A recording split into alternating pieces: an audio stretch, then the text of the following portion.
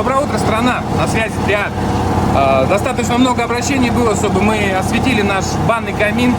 Вот, сегодня мы ему посвятим наш ролик. Данный камин мы не разрешаем делать специалистам средней руки. Им занимаются только исключительно специалисты, состоявшиеся, действительно профессионалы. Банный камин такая машина, которая способна удовлетворить потребности самых требовательных людей к бане, к пару. Разберем ключевую особенность банного камина. Это система отопления бани. Здесь у нас сделан как юбка, фартук, кому как удобно. Сюда устанавливается флянец, подводится гофры и идет принудительная подача воздуха, кислорода с улицы чаще всего. Если сюда поглубже заглянуть, вы увидите здесь ребра. Это для чего? Чтобы воздух быстро не проходил, а шел максимально дольше, чтобы больше прогревался и давал полноценный эффект. Отсюда у нас приточка и пошли. Воздух пошел по кругу полностью, по всей конструкции. Все связано каналами. И приходит сюда. Если вдруг вам потребуется все-таки, чтобы у вас быстро прогрелся пол, либо добавить температуру именно в помывочной, вам достаточно будет просто открыть шлюз-задвижку, и сюда пойдет горячий сухой воздух. Система отопления предбанника. То есть воздух по каналам проходит сюда, и, соответственно, мы открываем его. И вот он, добро пожаловать, горячий воздух в предбанник. Равномерно прогревается вся баня. Итак, еще один момент хочу отметить, но крайне важный. То есть обратите внимание на цвет. Изделие покрыто исключительно краской Elkan и растворителем именно от этого производителя. То есть это принципиально важно для нас. Мы проводили эксперимент.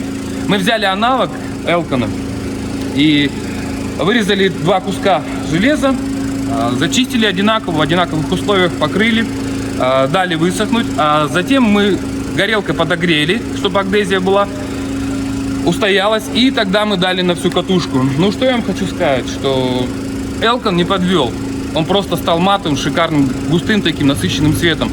Второй аналог, он, к сожалению, из черного превратился, в мутно какой-то песочно-седой. И поэтому мы для себя приняли принципиальное решение, никаких аналогов, никакого удешевления. Пользуемся только лучшими материалами, доступными на нашем рынке. Эта краска держит до 1500 градусов, то есть и не вздувается, не дуется, но при одном условии, если вы правильно сделали первую протопку. То есть о чем мы пишем в нашей инструкции, в техпаспортах. 2-3 дровишки прокинули, не надо больше, прямо на улице можете это сделать. Необходима адгезия. Труба 530-09 Г2С, 8-миллиметровая, листы 8-миллиметровые. Так как у нас большая дверь, то у нас, соответственно, идет 219 труба. Дымосборник, здесь у нас догорает газы, и, соответственно, выход. Труба с задвижкой, она идет в комплекте, поэтому отдельно спрашивать, сколько она стоит, не надо. Она действительно идет в комплекте. Для нас это есть понимание, что печь так должна выглядеть в комплекте. Это стартовая труба, люк ревизии по классике и двойной провар шва. Это обязательные атрибуты наших изделий. Это крайне необходимо делать. Почему? Потому что металл всегда находится в ужасно агрессивной среде. На предмет нагрели до безумия, раскалили металл, потом он остыл. И так каждый раз, когда вы будете пользоваться этой печкой. А мы говорим о сроках 15 лет. То есть, поэтому здесь все должно быть сделано наверняка. Внутри каменки расположены трубы. 32-я труба здесь идет. Вот. Внутри, снизу, получается, есть мелкие отверстия. То есть вы либо по классической воды и ушли вместе с дверями. Но есть люди, любители экзотики, либо люди, которые не могут переносить быстрый приход жары, но готовы посидеть, потомиться в тепле, в жаре. Так вот, для этого у нас есть паровая пушка. Вода идет не сверху камней, а именно в самое ядро, самое раскаленное место. И, соответственно, идет мелкодисперсный пар. Данный бак сделан из 1,5-миллиметровой нержавейки, емкостью 100 литров, ручка, обработанные края. Мы учли пожелания ряда клиентов и пересмотрели крепление бака. Никаких скоб, никаких стяжек. У нас есть вырезанный паз, в который садится штуцер. Штуцер тоже из нержавейки. Так с двух сторон. Так выглядит карман, на который располагается бак. За счет штуцеров, то есть все, он зафиксирован. Вы даже если сильно постараетесь, вы не сможете его вырвать. Давайте немножечко поговорим о швах. Очень часто просят обработать. Да, без проблем, мы можем обработать все кислотой, будет эстетично, будет красиво, никаких перепадов цветовых. Но тогда мы снимем оксидный слой. А это большая проблема для швов.